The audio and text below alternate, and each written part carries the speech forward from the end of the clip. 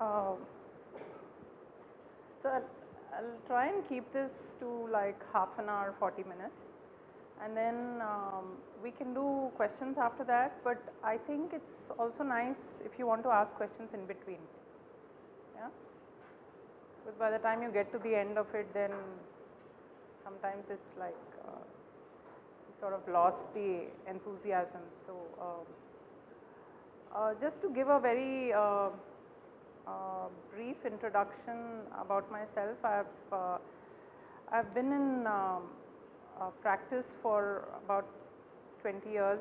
I used to have a small architectural and urban design practice, which started out in Ahmedabad and then, in Bombay, and then I moved to Andhra. So I lived in Andhra Pradesh for some years, in Visakhapatnam, Hyderabad. Then we moved to Chennai, and now it's been Bangalore for the last 10 years.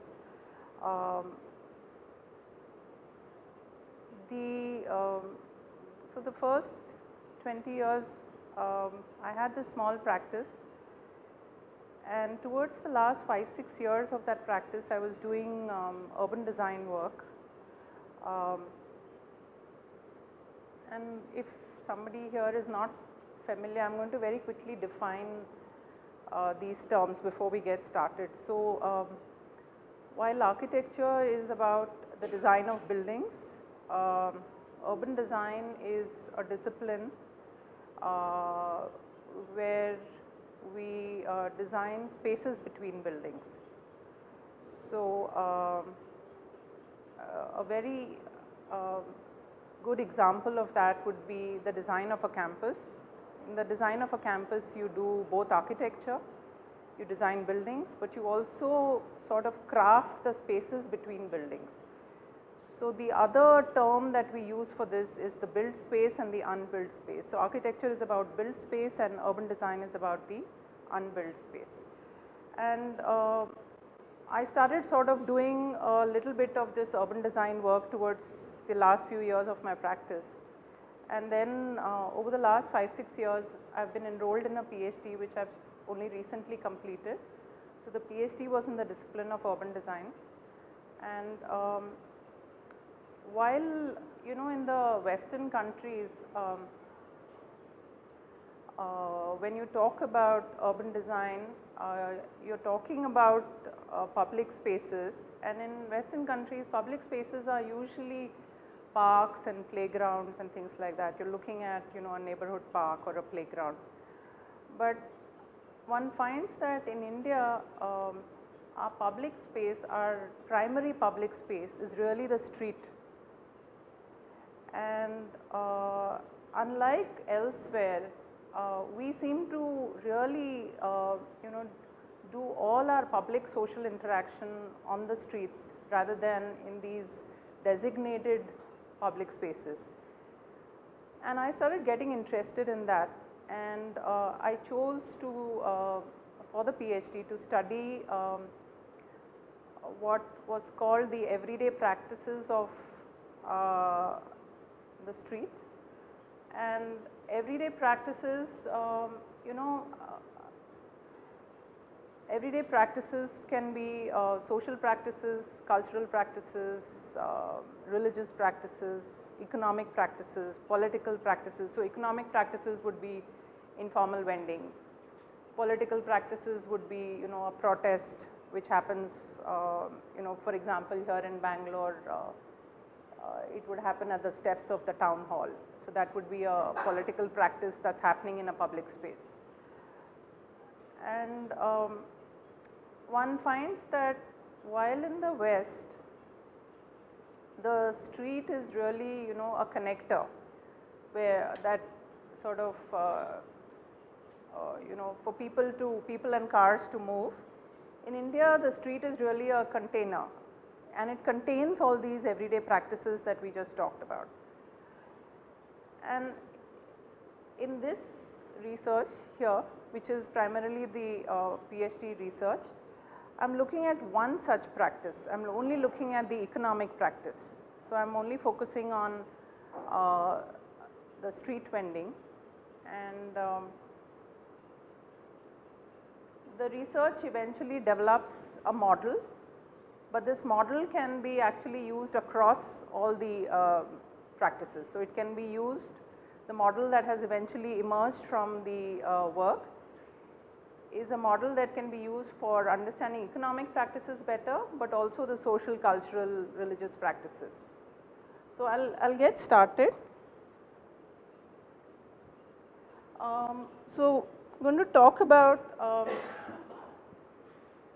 introduce the topic a little bit, then just share the theoretical perspective which is going to be primarily from the urban design point of view, and then the research method that I have used, which is grounded theory. Just share with you the basic framework that this study builds upon.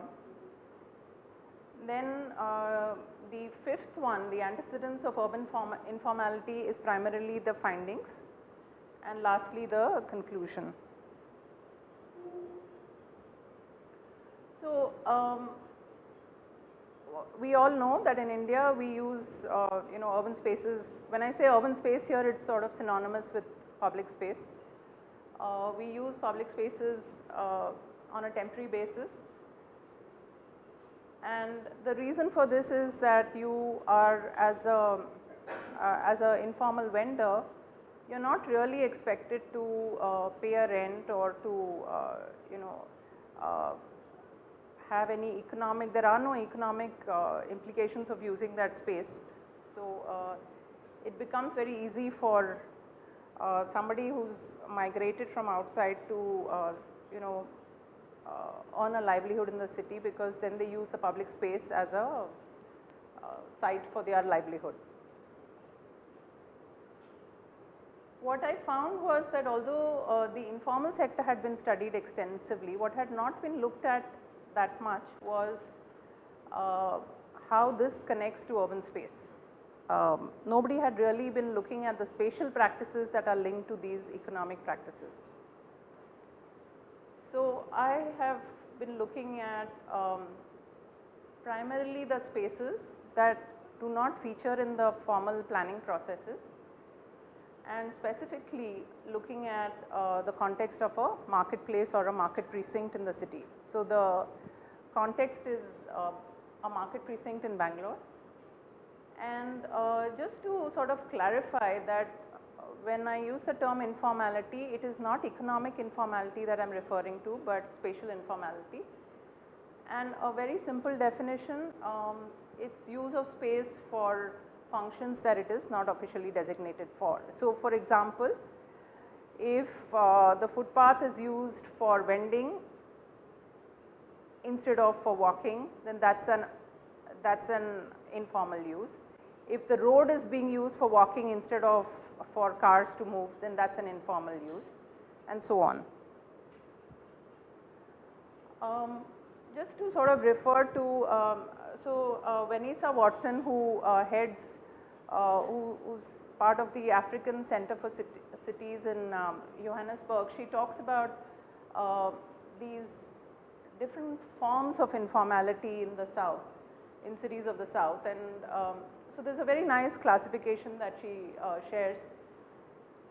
And looking at her work, I thought of sort of that economic informality perhaps in our case would be forms of income generation, whereas spatial informality would be forms of settlement and housing and forms of negotiating life in the city. Now again, forms of settlement and housing has been talked about much more in India. There is a lot of work which is referred to as informal urban informality, which primarily talks about slums and informal settlements. But there has been very little work that looks at informality of the public space, and that is the small part that I'd like to focus on.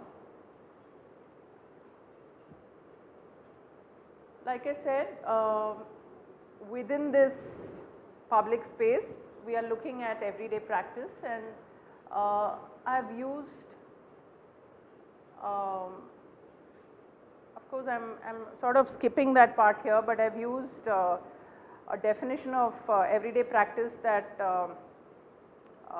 the cultural theorist Miquel de Certeau talks about. He talks about everyday practice being the tactics of workers and consumers and the strategies of administrators and planners. Moving on, what the study further does is to draw upon the work of Herbert Simon, who has done, who's most well known for his work called Sciences of the Artificial. And he was, Herbert Simon, if some of you already know, he won the Nobel Prize for Economics, but his work sort of cut across different disciplines. And in Sciences of the Artificial, what he talks about is that everyone who goes from a existing situation to a preferred situation is devising action, which he terms as being a process of design.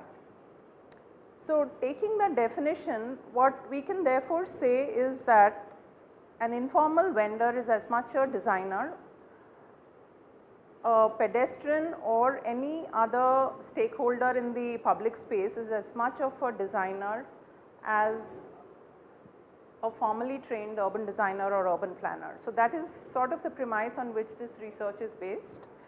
And this transition from the existing situation to preferred situation is what in this study I term it as situation satisfaction. So I will come back to this again later.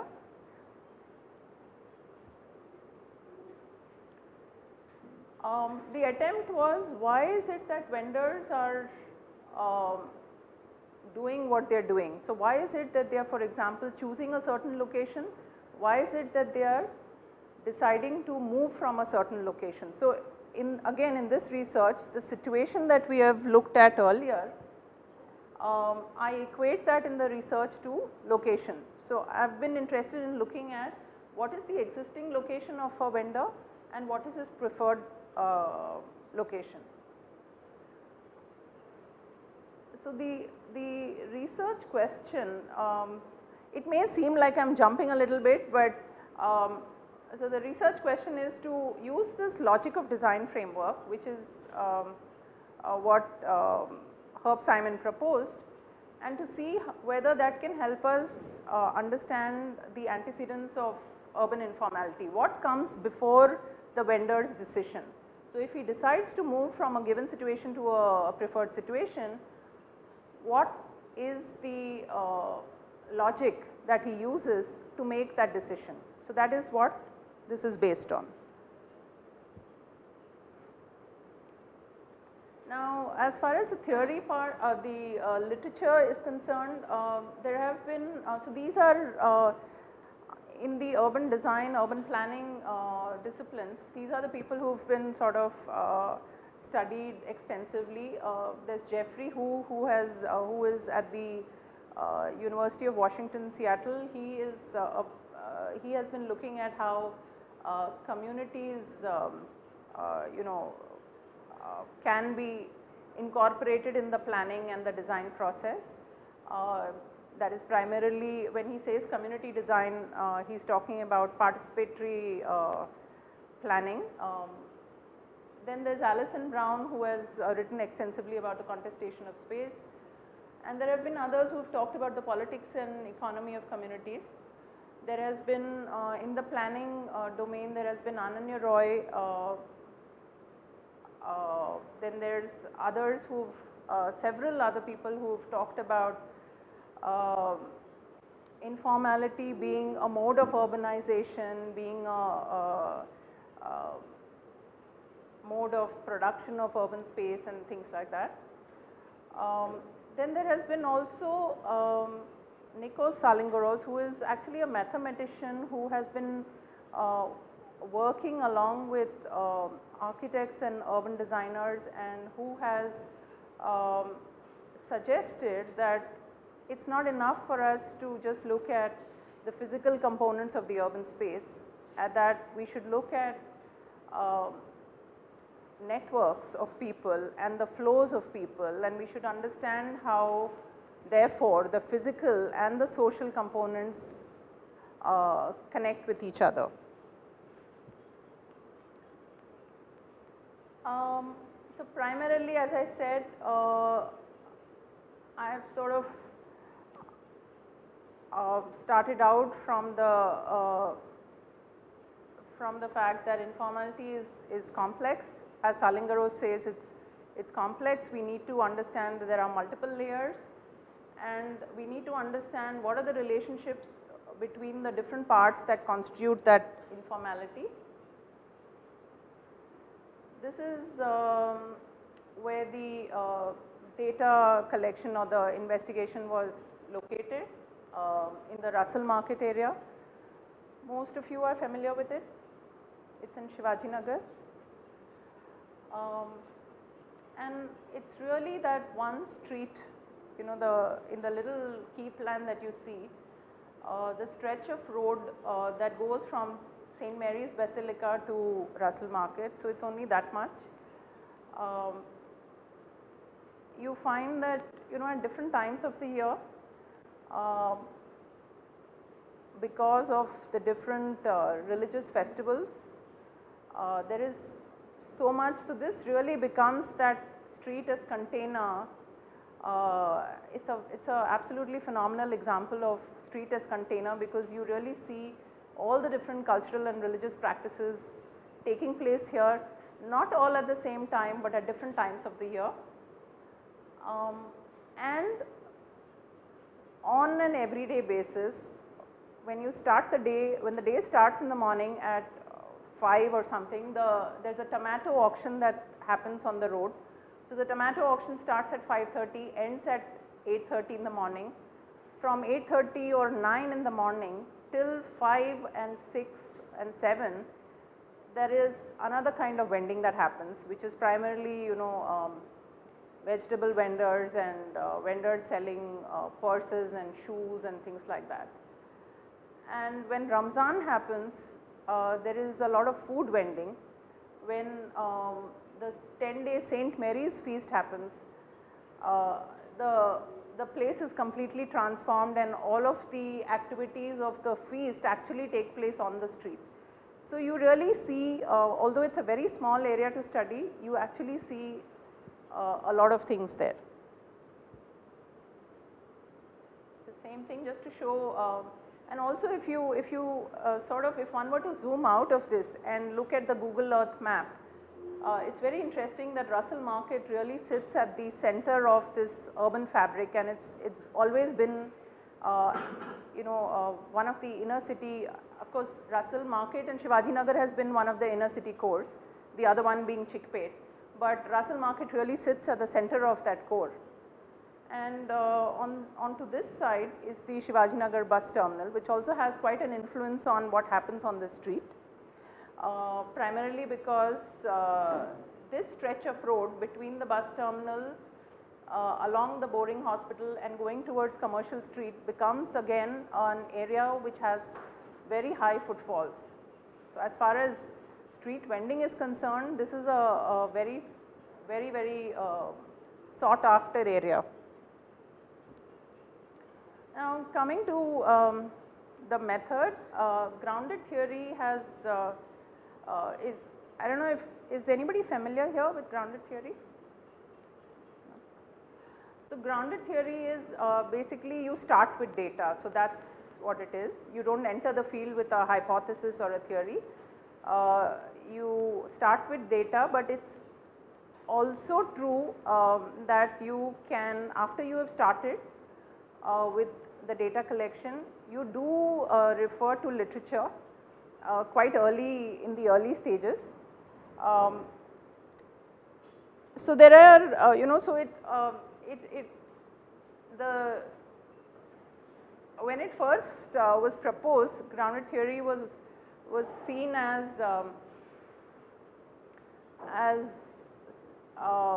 method where you did not actually draw upon literature at all, but since then it has evolved. So in my case, I have sort of drawn upon literature also in the early stages of the research. So again, just to sort of go over it, you start with data, then you separate, sort, synthesize the data through coding, I have an example later, a very detailed example of how the coding process happens. I'll share that. And then you establish these relationships between categories. So we'll look at that in an example.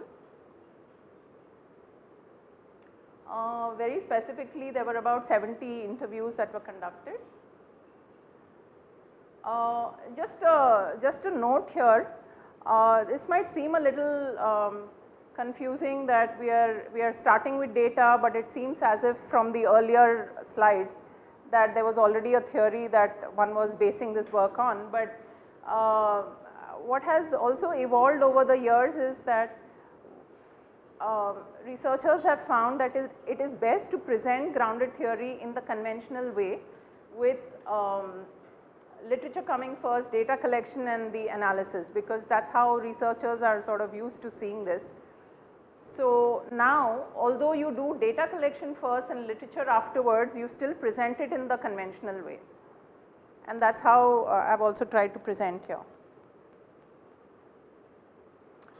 And there's something called data saturation, where you stop collecting data, you stop your interviews when you start realizing that the responses are becoming repetitive. So that's sort of a method that is very typical of the grounded theory.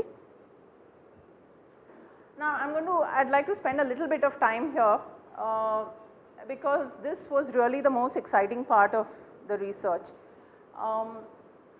The interviews were recorded, they were transcribed. The interviews with the vendors, all of them were recorded, and then they were transcribed. Initially a line by line coding was done.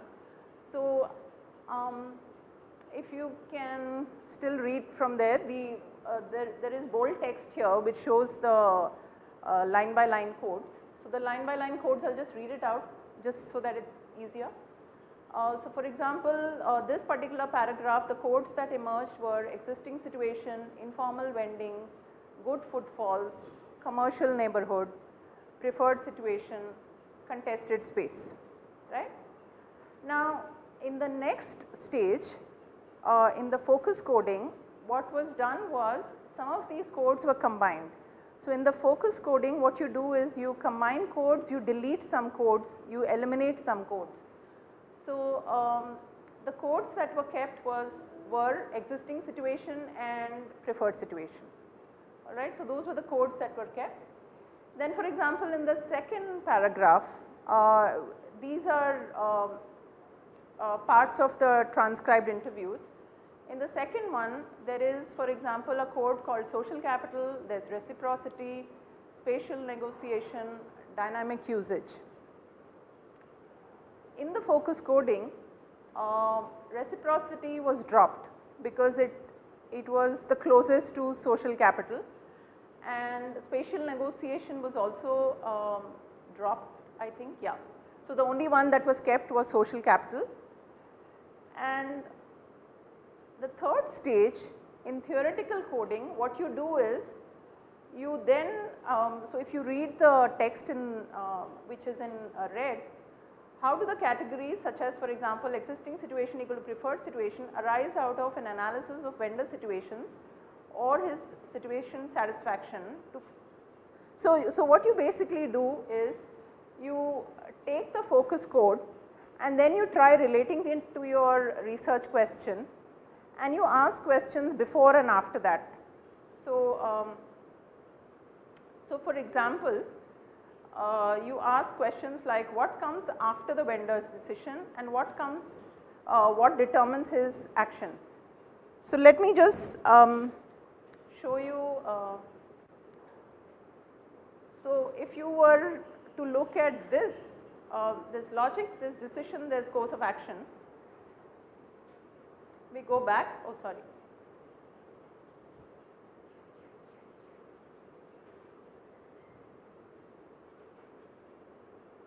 Yeah. So if you see, decision is at the center in the framework that we are seeing in the next slide, and the question that we are asking here in the theoretical coding is what comes before it and what comes after.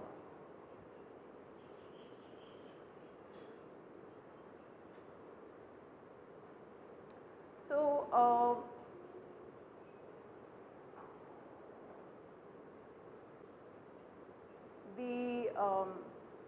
existing situation equal to preferred situation then becomes the situation satisfaction or the central part of the framework, the decision.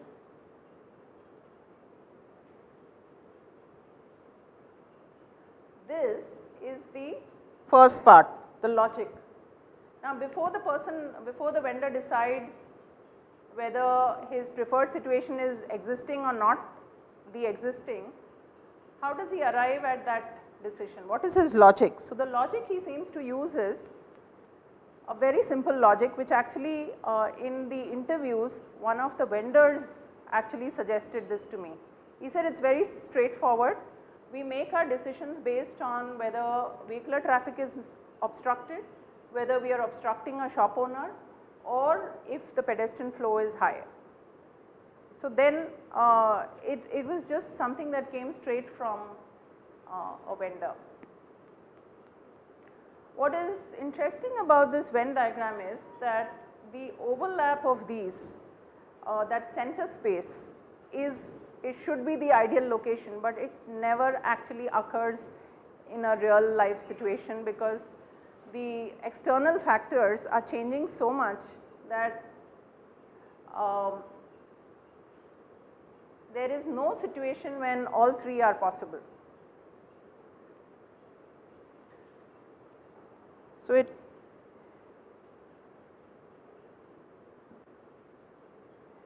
you want to ask a question or something?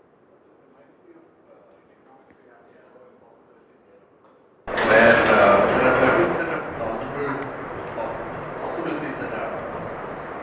This is about electoral behavior and political behavior. But it is impossible for all of them to be satisfied. Such a space never exists. So despite the fact that it mathematically exists, that actually does not exist in reality. Something like that. Although one wonders, if the formal planning processes were based on ground reality, would it really occur? Is it lack of planning or so one has to sort of question some of these things. But yeah, we'll come back to that again.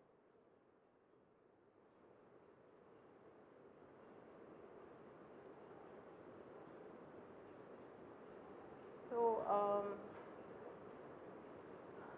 I haven't really used quotes from the interviews, but the quotes would actually explain each of these a little bit more in detail. So what happens is, for some of the vendors, they have been in a particular location for maybe 20 years and they are very happy, they don't want to move. So for example, somebody has a push cart right across from the main entrance of Russell Market. He's been in that location for 20 years and he's very happy with that location. So that's the first category, for example. For another one,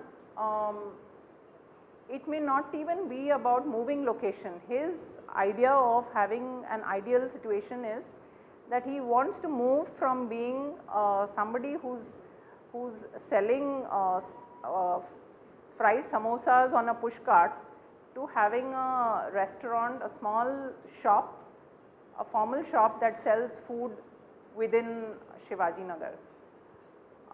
The third case, for example, preferred situation is a new location. A lot of the vendors in this stretch of road opposite Russell Market, they aspire to be vendors in the commercial street which is nearby. But commercial street, for some very interesting reasons, has no informal vending whatsoever. So there's a whole another set of reasons why informal vending doesn't occur in a street right next to this one. The fourth situation, preferred situation, is an old location. So if you remember in the map, the first way back we looked at the stretch of road that connects Shivaji Nagar bus terminal to Commercial Street and goes along the Boring Hospital wall. Now that used to be a very dense zone of street vendors, but some years ago the vendors were evicted because it was causing a lot of traffic congestion. For most vendors, even today, they still want that location back. they know it's not going to happen, but if you ask them what is your preferred situation, they say, well, the boring hospital footpath. So these were the categories that had emerged, which became that central component of the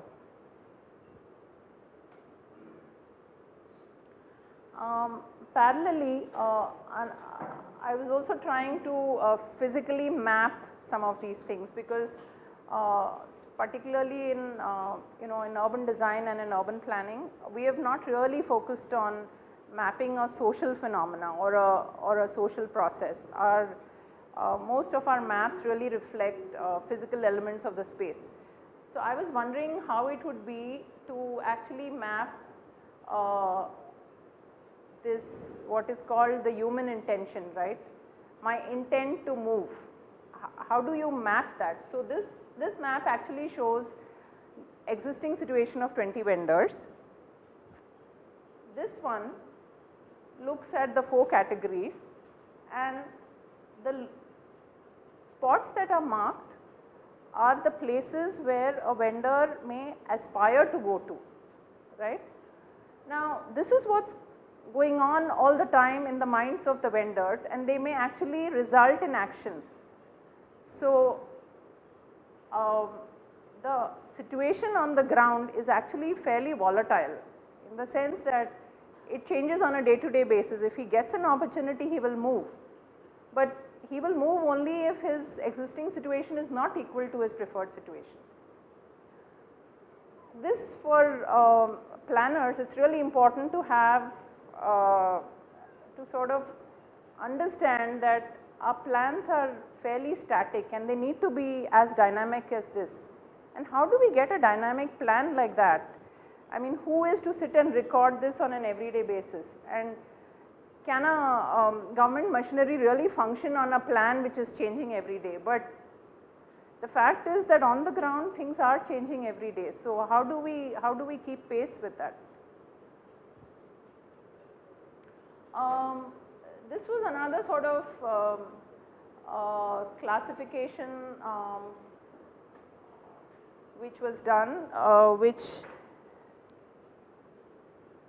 looked at the different kinds of, now here in this in that model that we saw, we looked at logic, decision and action. Here action is equated to the final tactic that the vendor uses, and there are various kinds of tactics. So a moving vendor tactic, for example, is a vendor on a bicycle.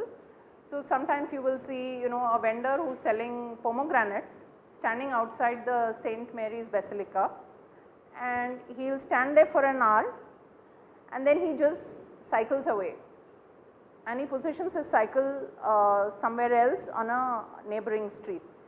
Now just because he is not on a push cart, the traffic police is not able to do the daily collection that he does from the other push cart vendors. So this mobility allows him to actually get away from paying that daily charge, and he may hold on to this, his device of having this bicycle again for 20 years. He's happy being a bicycle vendor, he'll stay a bicycle vendor for 20 years, and it has very little to do with him not being able to afford a push cart. He chooses this tactic to sort of survive in the area.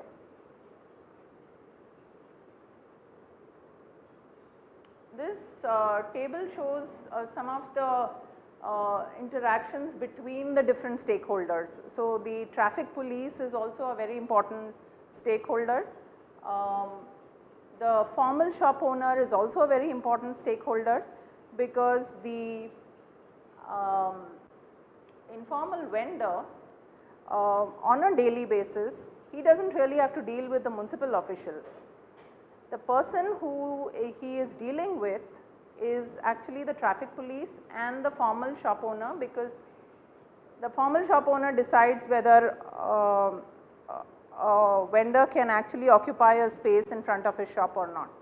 And in the month of Ramzan, for example, vendors have had to pay up to 25,000 for a month to occupy a space on the footpath. So this is payment that exchanges hands between the informal vendor and the formal vendor.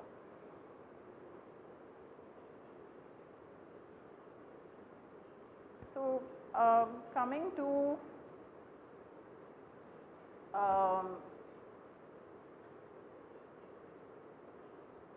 this is how this connects. So, the logic that we looked at in the Venn diagram, this is where he starts from. This is how the vendor thinks about his location. Those are the different kinds of categories that give rise to his decision, and then they might lead to the various tactics that we have seen. Something that I have not really touched upon, but in the logic of design discussion that Herbert Simon does, he also talks about how there is an inner environment and an outer environment that influences people's decisions. Here I am equating the inner environment to the social capital of the vendor, saying that for example, sometimes he uses social capital as a search mechanism. So, he is trying to look for a place, he is maybe new to a neighborhood, he is trying to look for a place. He will draw upon people from his own village or his own community to find a suitable position where he can insert his push cart in the neighborhood. So, that is when he uses social capital as a search mechanism. Now, there may be another vendor who has been there for about a year, but he finds that he is unable to really retain his position there, and he needs to defend his location or his territory. He may again draw upon his social capital or his social network, and in that case social capital is used as a governance measure. So, he is using social capital now to make sure that he has control over where he can be. So, that is the inner environment part. As far as the outer environment is concerned, it is primarily the, it can be lots of things, but it is also one of the things that has a huge influence would be the strategies of the government. Like I said here, the government that the vendor deals with is only the traffic police. The collections on a daily basis happen between the police and the vendor, but there may be also, for example, the street vendor eviction that happened. Now, that is an external factor that has influenced this entire framework, or it may be for example, the urban street vendor policy. The policy comes into place. Here it has not yet taken a strong, like the policy suggests that you need to have a town vending committee, and town vending committee has to have representatives from different stakeholder groups, etc. Now, although we have not really gotten there as far as Bangalore is concerned, in other cities, several other cities, the town vending committees have been formed, and that can also influence this model. So, we are almost at the end, so we can sort of do. So, this study, like I said, it's primarily looked at, its focus has been what are the social processes in the urban space, how does this kind of phenomena, how does it actually, why do we call it a design effort? We call it a design effort because the vendor is designing through his logic of locational choice, the police is designing through the logic of bendable rules. So, here to give you an example, the traffic police decides when a certain rule can be bent and when it cannot be bent. So, for example, he might say that alright, it is St. Mary's feast, for 10 days of the feast he will allow an auto rickshaw driver to do street parking on Commercial Street, just because they want the space outside the St. Mary's Basilica here to be completely free, right. So, that is what we are calling here the logic of bendable rules. So, that's been the second contribution. The third contribution has been of this research that it has tried to actually use a multidisciplinary approach, in the sense that it has drawn upon the work of scholars from different disciplines, across disciplines, because it's really very difficult to understand the complexity of the informal urban space if you only look at it through the lens of urban design. And therefore, it has been necessary to actually look at the work of Simon and also planners such as Roy, because Ananya Roy has also talked about how why there's this particular paper where she talks about why India cannot plan her cities, and this paper actually also sort of tries to add to the add one of the reasons as being that we have not really looked at human intention, and the reason why we have not been able to plan for our cities is because we have missed out on actually focusing on the human intention behind people's actions on the ground. On the urban practice front, the mapping, the two maps that I showed, which I talked about as being static and dynamic maps, it is a little difficult to sort of figure out where in the planning process you can plug this in, but if you look at the urban and regional development planning guidelines, they actually focus on, they actually specify 4 stages of planning. They talk about a structural plan, a regional plan, a development plan, or a, so development plan is what we equate to a master plan. And it also talks about an annual plan. Now, while a master plan or a development plan is usually drawn at a scale of 1:10,000, an annual plan is something that is required to be drawn up at the scale of 1:1000 or 1:500. Now, according to one of the planners in, one of the senior planners in the country, S.P. Shore, who has been involved with the Hyderabad master plan extensively, this annual plan component in the guidelines has never been enacted in the country. So, no city so far has actually drawn up this annual plan. And if we are to look at street level informality, if we are to actually map this informality at the level of the street, it can only be done at that 1:500 scale. And so, it does not make sense to say that urban planning has not looked at this so far, because urban planners working on the master plan at 1:10,000 were never expected to look at street level informality, right. But if we are to look at it, then this is where we plug it in. And finally, yeah, so I have sort of covered the last 2 points here. Yeah, so I think that's about it. I've tried to sort of compress it. It might look a little jumping from one to the other. So if there's some parts that you haven't understood, do ask and I'll just expand that part.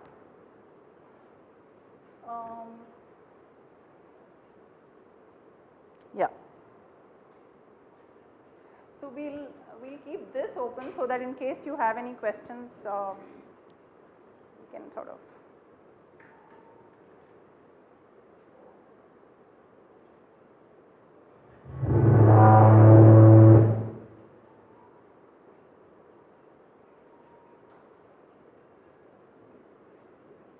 Is there any part that was not so clear that you'd like to?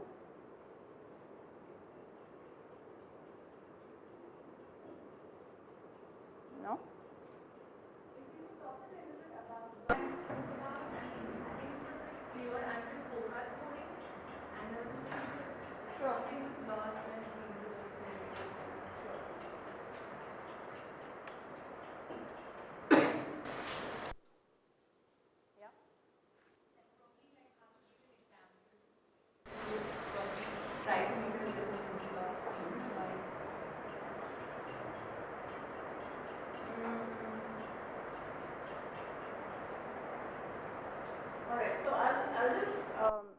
I'll just sort of share with you how exactly the thinking was happening, you know, when I was in the field, and I was trying to link this to this So what I had read was of Herb Simon's work. He had said that it is the interconnectedness of logic, decision and action that he referred to as the logic of design framework. Now, I knew that part, right, of his work. I also knew that he had said, there is given situation and preferred situation, and when you move from one to the other, you design, right. So for me, in my mind, there were these two different things. One, that I was very happy that now, any stakeholder could be called as somebody being part of the design process, that the entire responsibility was not on the designer or the planner. The other thing was that now there was this very linear logic, decision and action that Simon had talked about. Now, like I said, when I entered the field, the questions that I asked, the first set of questions that I had framed for the open-ended interviews, they were already linked to what is your existing location and what is your preferred location. So already in my first set of questions, I had started to ask that. Actually not in the first 20 set of interviews, but after the first 20 set of interviews, I realized that yes, location was what I needed to focus on, and I started to link this location to situation that Herb Simon talks about. People had been saying, so the questions were asking, how long have you been here, right? Most of them had been there for over 20 years. There were very few people who had been there for 6 months or so. That came as a big surprise. It came as a big surprise that there were pushcart vendors who talked whom we would see and say that these are temporary guys. They were not temporary, they had been around. So a lot of that was emerging. Then what was also emerging was what was their ideal situation. So those are the kinds of questions I was asking. Now, very sort of somewhere in the middle of the data collection, I had arrived at that existing situation equal to preferred situation, right. However, what I also realized that not everybody had that option. So from that focus coding, it's not as if this stage came right away. What actually came was this. So there were from all the interviews, only a few were giving the first answer. A lot of the interviews were giving either the second answer or the fourth answer. So that's when all of this started emerging.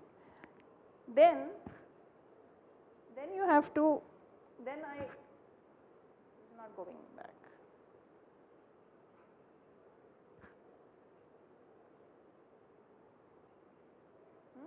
So that became really the main body of the data collection and the analysis. And it was at that stage that I linked it to the decision component in Simon's framework, because in sort of trying to understand these 4 categories in depth, it seemed as if situation satisfaction was the key over here. And so Herb Simon's work has been, he has done a lot of work on decision making. And I also realized that in this work, it was the decision that was the key thing.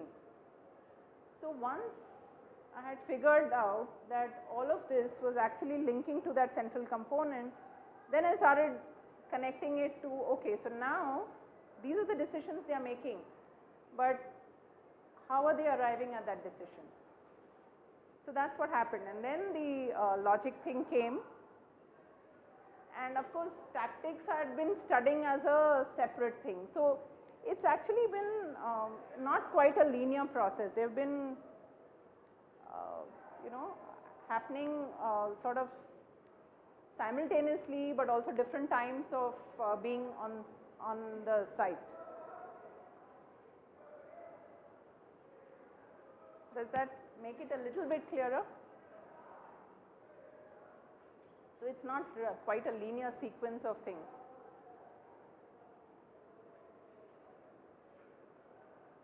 And then the social capital part, I actually didn't go into in much depth because I realized I needed to collect a lot more data before one could really say enough about that. So that seemed like a different study to be done. So I didn't go into that. Now what one has to actually, for us, like as a urban designer or urban planner, what I realized is that this model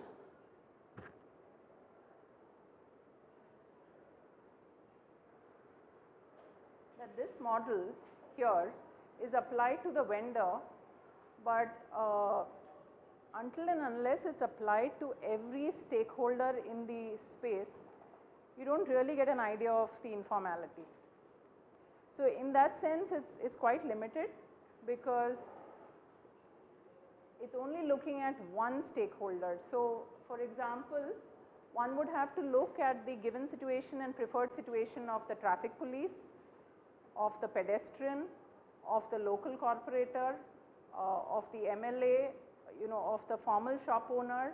So you would have to go back, like if I were to sort of do an extension of this research, then you would have to go back and do data collection, which would give the given situation, preferred situation for each of these stakeholders.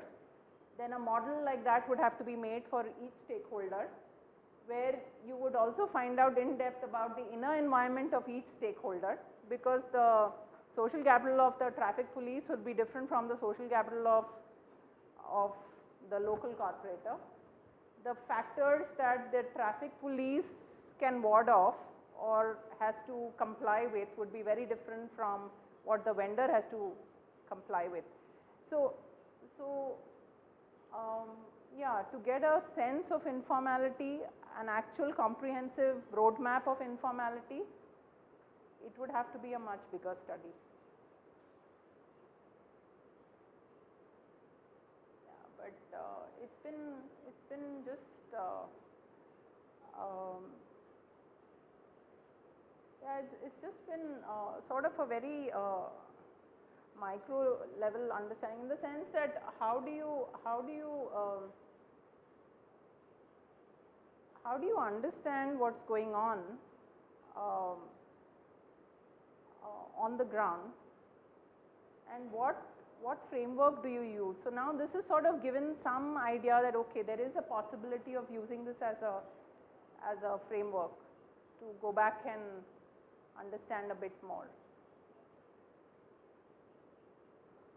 Anybody questions? No? Either it's understood or it's like just too confusing. Is it too confusing? No? Should we then just stop? Yeah? Does anybody have a question? I think we can stop then. Yeah? Thank you. Thanks for coming.